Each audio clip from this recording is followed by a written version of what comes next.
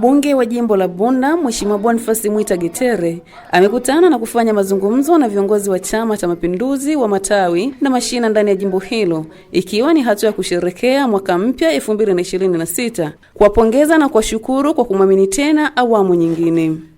Akizungumza na viongozi hao katika ukumbi wa shule ya sekondari Makongoro, amesema ni hatua nyingine muhimu kwa sasa kuweka tofauti zao pembeni na kushikamana kwa pamoja ili kuwaletea wananchi maendeleo. Tumekuja kama wana wa CCM, si ndio manake jamani? Cheo kilichokuleta hapa ni Chama cha Mapinduzi. Usimenelewa?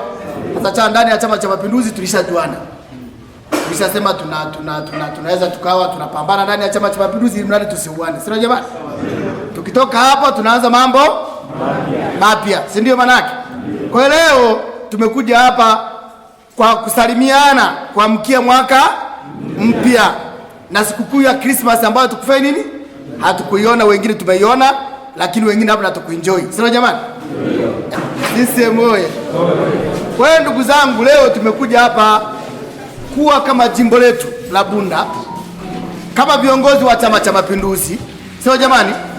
Sasa tumemaliza vurugu zote na hata yote yaliyotokea mwaka 2025 yamefanya nini?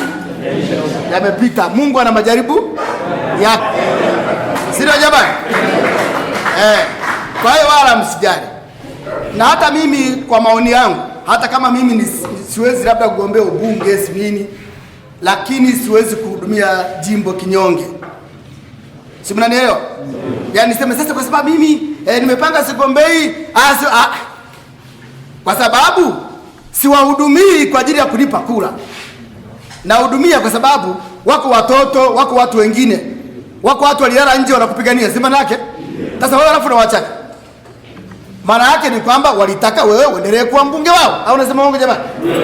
Sasa kama nataka kuwa mbunge, ni lazima nitumikie watu walio nichagua. Habari ya kugombea ya kuwaje, haya ni mambo mengine. Kwa sababu haya mambo hatuzungumzi, Mungu ndiye anafanya nini? Anaongea. Sema jamani?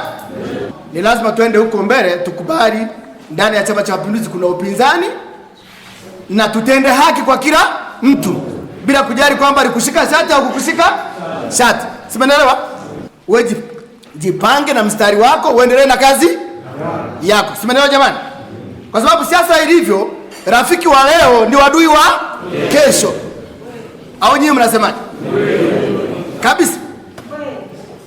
Kwa hiyo sisi tujipange kuwafanyia watu maendeleo. Tukishawafanyia watu maendeleo, mambo mengine ni ya baadaye. Temu hii tunakuelekea huko mbele, nilishawaambia tutatenda haki. Tutatenda nini? Haki.